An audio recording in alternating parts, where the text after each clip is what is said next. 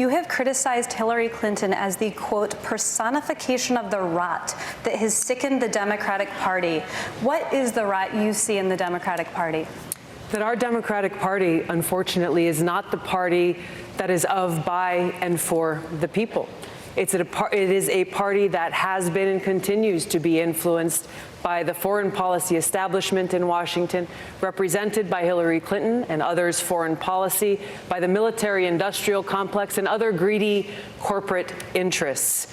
I'm running for president to be the Democratic nominee that rebuilds our Democratic Party, takes it out of their hands, and truly puts it in the hands of the people of this country, a party that actually hears the voices of Americans who are struggling all across this country, and puts it in the hands of veterans and fellow Americans who are calling for an end to this ongoing Bush, Clinton, Trump foreign policy doctrine of regime change wars, overthrowing dictators in other countries, needlessly sending my brothers and sisters in uniform into harm's way to fight in wars that actually undermine our national security and have cost us thousands of American lives. These are wars that have cost us as American taxpayers trillions of dollars since 9/11 alone, dollars that have come out of our pockets, out of our hospitals, out of our schools, out of our infrastructure needs. As president, I will end this foreign policy, end these regime change wars, work to end this new Cold War and arms race, and instead invest our hard-earned taxpayer dollars actually into serving the needs of the American people. Thank you, right here at home. Senator Harris, any response?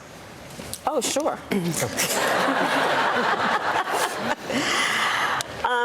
I think that it's unfortunate that we have someone on the stage who is attempting to be the Democratic nominee for President of the United States, who during the Obama administration spent 4 years full-time on Fox News criticizing President Obama. That's who ridiculous, has spent full-time, That's who ridiculous. has spent full-time criticizing people on this stage as affiliated with the Democratic Party. When Donald Trump was elected, not even sworn in, buddied up to Steve Bannon to get a meeting with Donald Trump in the Trump Tower, fails to call a war criminal by what he is as a war criminal, and then spends full time during the course of this campaign, again, criticizing the Democratic Party. What we need on the stage in November is someone who has the ability to win. And by that, we need someone on that stage who has the ability to go toe-to-toe with Donald Trump, and someone who has the ability to rebuild the Obama coalition and bring the party and the nation together. I believe I am that candidate. Thank you, Senator. Yes. Congresswoman Gabbard, I'll give you a chance to respond. What Senator Harris is doing is unfortunately continuing to traffic in lies and smears and innuendos because she cannot challenge the substance of the argument that I'm making, the leadership and the change that I'm seeking to bring in our foreign policy, which only makes me guess that she will, as president, continue the status quo, continue the Bush, Clinton, Trump foreign policy of regime change wars, which is deeply destructive. This is personal to me because I served in Iraq. I left my seat in the state legislature in Hawaii, volunteered to deploy to Iraq, where I served in a medical unit where every single day I saw the terribly high human cost of war. I take very seriously the responsibility that the president has to serve as commander-in-chief, to lead our armed forces, and to make sure always, no, I'm not going to put party interests first. I will put the interests of the American people above all else. Thank you, Congresswoman. I want to briefly give Senator Harris a final second to respond. I believe that what our nation needs right now is a nominee who can speak to all people. I spent my entire career standing mostly in a courtroom speaking 5 words, Kamala Harris for the people. And it was about all the people, regardless of their race, regardless of their gender, regardless of where they live geographically, regardless of the party with which they're registered to vote or the language their grandmother speaks. We need someone on this debate stage in November who has the ability to unify the country and to win the election. And I believe, again, I am that candidate. This is an issue that impacts all of us as Americans, and people all over the world. This is not a Democrat issue or Republican issue. This is about the environmental threats that each and every one of us face. These are the kinds of conversations that we're having in our town hall meetings and house parties in different parts of the country, where we have Democrats, Republicans, libertarians, and independents coming together saying, hey, we are all concerned about making sure that we have clean water to drink for our families, that we have clean air to breathe, that we're able to raise our kids in a community that's safe. It is the hyper-partisanship in Washington, unfortunately, that has created this gridlock that has stood in the way of the kinds of progress that I would bring about as president. Transitioning our country off of fossil fuels and ending the nearly $30 billion in subsidies that we as taxpayers are currently giving to the fossil fuel industry, instead investing in a green, renewable energy economy that leads us into the 21st century with good-paying jobs, a sustainable economy, investing in infrastructure, and transitioning our agriculture that is a great contributor to the environmental threats we face towards an agriculture system that focuses on local and regional production of food, healthy food that will actually feed the health and well-being of our people, leading as a leader in the world to make the global change necessary to address these threats. Congresswoman. Let's move now to the issue of race in America. FBI Director Christopher Wray recently told Congress, quote, the majority of the domestic terrorism cases that we've investigated are motivated by white supremacist violence. Congresswoman Gabbard, to you, as president, would you direct the federal government to do something about this problem that it is not currently doing? Yes, I would. We have seen for far too long the kind of racial bigotry, divisiveness, and attacks that have unfortunately taken the lives of our fellow Americans. Leadership starts at the top. It's important that we set the record straight and correct the racial injustices that exist in a very institutional way in our country, beginning with things that have to do with our criminal justice system, where predominantly the failed war on drugs that has been continuing to be waged in this country has disproportionately impacted people of color and people in poverty.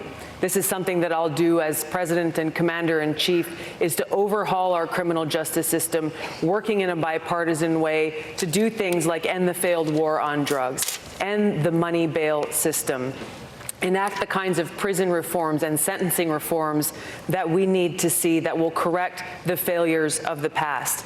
The most important thing here is that we recognize that we have to treat each other with respect, all of us as fellow Americans, regardless of race, religion, ethnicity, gender, orientation, and our politics. That kind of leadership starts at the top. As president, I will usher in a 21st century White House that actually represents the interests of all Americans first and foremost. I mean, voting rights are essential for our democracy. Securing our elections is essential for our democracy.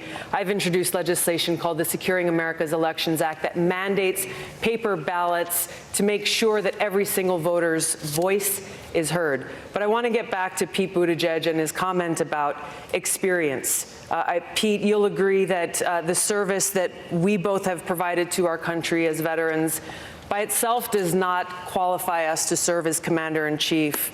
I think the most recent example of your inexperience in national security and foreign policy came from your recent careless statement about how you as president would be willing to send our troops to Mexico to fight the cartels. As Commander-in-Chief, leader of our armed forces, I bring extensive experience serving for 7 years in Congress, on the Foreign Affairs Committee, on the Armed Services Committee, on the Homeland Security Committee, meeting with leaders of countries around the world, working with military commanders of different commands, dealing with high-level national security briefings, understanding what's necessary, the preparation that I've gotten to walk in on day one to serve as Commander-in-Chief. Congresswoman, thank you. Mr. Mayor, I'll allow you to respond.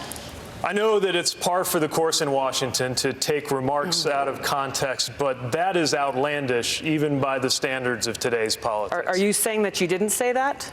I was talking about U.S.-Mexico cooperation. We've been doing security cooperation with Mexico for years, with law enforcement cooperation, and a military relationship that could continue to be developed with training relationships, for example. Do you seriously think anybody on this stage is proposing invading Mexico? That's not I'm what I talking said. about That's not what building I up. said. I'm talking That's not what about I building said. up alliances. And if your question is about experience, let's also talk about judgment. One of the foreign leaders you mentioned meeting was Bashar al-Assad.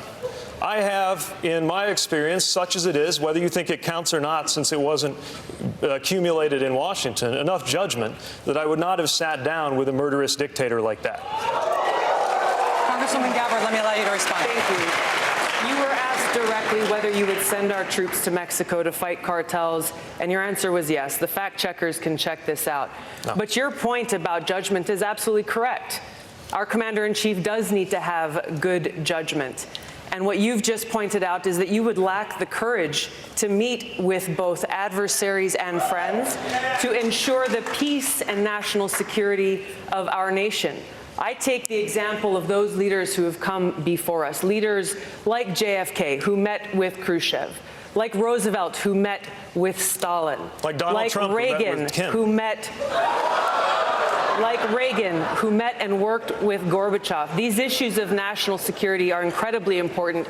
I will meet with and do what is necessary to make sure that no more of our brothers and sisters in uniform are needlessly sent into harm's way fighting regime change wars that undermine our national security. I'll bring real leadership and experience to the White House. My personal commitment to you, to all of my fellow Americans, is to treat you with respect and compassion, something that we in Hawaii call aloha. Every single person deserves to be treated with respect, regardless of race, religion, or gender, or even your politics. Inclusion, unity, respect, aloha, these will be the operating principles for my administration. Now, Dr. Martin Luther King visited Hawaii first back in 1959, where he expressed his appreciation for what we call the aloha spirit. He said, "We look to you for inspiration as a bold example for what you have already succeeded in the areas of racial harmony and racial justice, where we are still struggling to achieve in other sections of the country." He later went on to say, "As I looked out at the various faces in various colors mingled together like the waters of the sea, I see only one face, the face of the future." Working side by side, let's defeat the divisiveness of Donald Trump. Come together and usher in a 21st century of racial harmony, of racial justice, peace, inclusion, and true equality. Working side by side, let's make Dr. King's dream our reality. Thank you, Congresswoman. Thank you for watching this video from NBC4 New York. You can subscribe by tapping the button below me, and on the left you can see our latest updates, investigations, and digital exclusives. We'll see you next time.